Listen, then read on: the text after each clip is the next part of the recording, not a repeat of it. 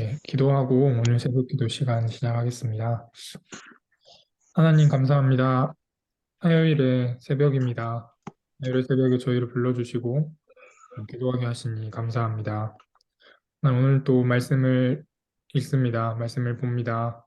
저희 안에 성령님께서 한 구절을 찾게 하시고 한 단어를 찾게 하시고 한 문장을 찾게 하셔서 그 말씀이 오늘 가운데 기억되게 하여 주십시오. 예수님의 이름으로 기도드립니다. 아멘. 아멘. 네, 오늘 말씀 본문은 민수기 10장입니다. 민수기 10장 1절부터 10절까지입니다. 민수기 10장 1절부터 10절까지입니다. 번갈아 가면서 읽고요. 그 다음에 읽을 때 나에 들어오는 한 단어, 한 구절, 한 문장을 잡아 보시고 또 한 두 분 정도 이따 같이 이야기하시면 좋겠습니다. 읽겠습니다. 주님께서 모세에게 말씀하셨다. 나는 너를 만들었다.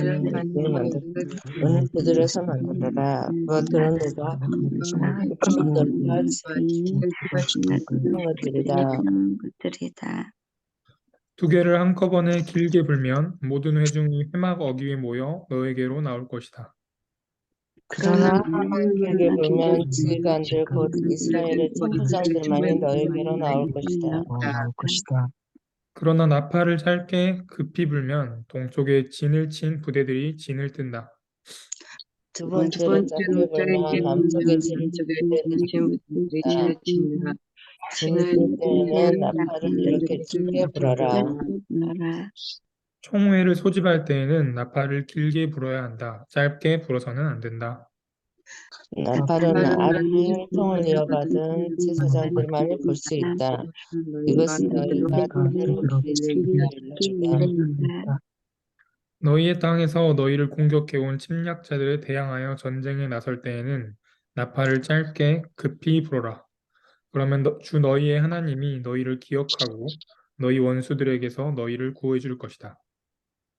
너희들이 즐기는 점심들과 너희들의 정기적으로 모이는 날과 매달 초하루에는 너희가 번제물과 화목제물을 바치며 나팔을 불어라.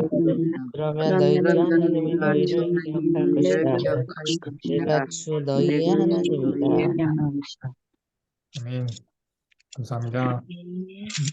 두 분 정도 내게 들어오는 단어나 구절이나 문장을 이야기해 주시면 좋겠습니다. 주 하나님이 너희를 기억할 것이다. 네, 하나님이 너희를 기억할 것이다. 감사합니다. 내가 주 너희의 하나님이다.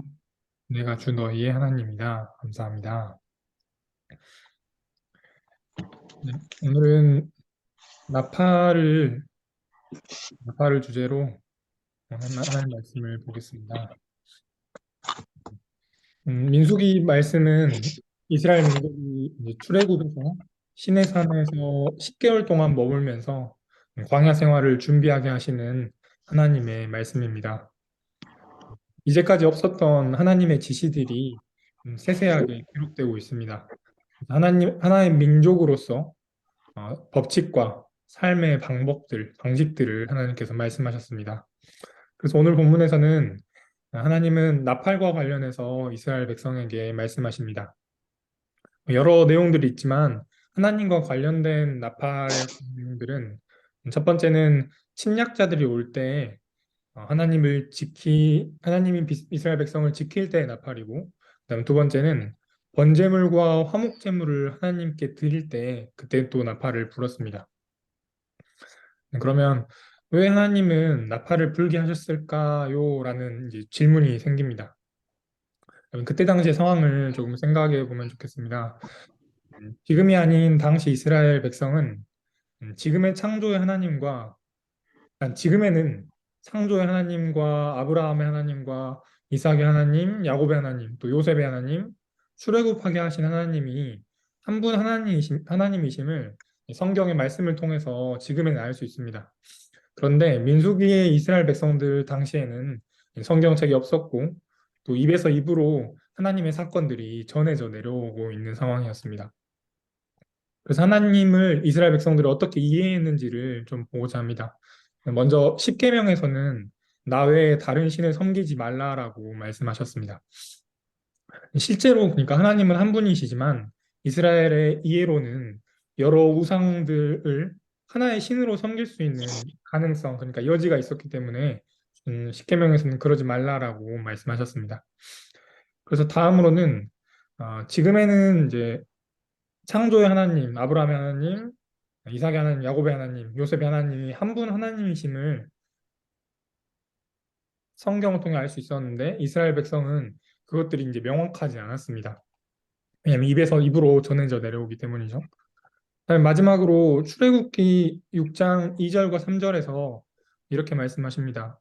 하나님이 모세에게 말씀하여 이르시되 나는 여호와니라 내가 아브라함과 이삭과 야곱에게 전능의 하나님으로 나타났으나 나의 이름을 여호와로는 그들에게 알리지 아니하셨고 그러니까 모세에게 하나님이 말씀하실 때 비로소 여호와 하나님의 이름을 말씀하셨습니다.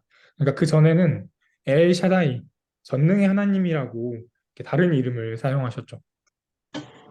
그러니까 그 하나님의 이름이 모세 때 출애굽의 때 지금 시내산의 때에 이르러서야 하나님이 여호와 하나님이심을 나타낸 것입니다. 그렇다면 이렇게 봤을 때 당시에 이스라엘 백성들은 하나님으로 하나님이라는 그 사건들을 각각의 사건들을 들었을 때 그 사건들의 하나님이 한 분 하나님이심을 놓칠 수 있었습니다. 오늘 본문 같은 경우에는 앞서서 구름으로 지시하시는 분과 또 이스라엘 백성을 지키시는 분, 그리고 자신들이 예배하는 하나님이 한 분이시라는 것이었는데 하나님께서는 나팔을 불게 하심으로 그 각각의 사건들에 나타난 하나님이 하나님 한 분 여호와 하나님이심을 기억하게 하셨습니다. 그래서 오늘 마지막 구절은 내가 주 너의 하나님이다라고 말씀하십니다. 그래서 너희를 지키시는 하나님이 바로 그 하나님 나고 또 너희에게 예배를 받는 하나님이 바로 나 여호와 하나님이다라고 말씀하시는 것입니다. 이것은 조금만 생각해 보면 또 다르게 다가옵니다. 왜냐하면 만약에 이스라엘 백성을 지키시는 분은 하나님인데 또 그들의 예배를 받는 분이 다른 존재라고 생각하면 이제 문제가 좀 복잡해집니다. 저를 좀 돌아봤는데 예를 들어서 저를 지키시는 분은 하나님인데 제가 예배하는 그 대상이 여호와 하나님이 아니라 마치 물질이 우상이 되는 돈이라거나 아니면 권력이라든가 명예라든가 그렇게 달라지게 되면 좀 웃기는 상황이 됩니다. 일치하지 않게 되면 비겁하게 되는 상황이고 의리가 없는 것이고 또 하나님을 배신하게 되는 경우입니다. 그래서 하나님께서는 그 지키시는 하나님과 우리가 예배하는 대상이 동일하게 되기를 원하셨습니다. 그래서 나팔을 불게 하셨고 그 나팔을 불게 함으로 이 하나님과 아니, 우리의 예배를 받는 분이 동일한 하나님이시구나 이것을 엮어내신 것입니다. 그래서 나팔을 기억하고 우리가 예배하는 대상과 우리를 지키는 대상이 한 분 하나님이심을 기억하는 오늘 하루가 되시기를 바랍니다. 기도하겠습니다. 하나님 감사합니다. 오늘의 말씀을 보았습니다. 나팔을 불게 하심으로 우리를 지키시는 하나님과 우리가 예배하는 대상이 한 분이심을 기억하게 하시니 감사합니다. 하나님, 하나님을 예배하게 해주십시오. 하나님이 아닌 다른 존재를, 다른 대상을 예배하지 않게 해주십시오. 나팔 소리를 기억하여서 하나님께서 두 대상이 한 분 하나님이심을 나타내고자 하셨던 것을 기억하게 해주십시오. 예수님의 이름으로 기도드립니다. 아멘.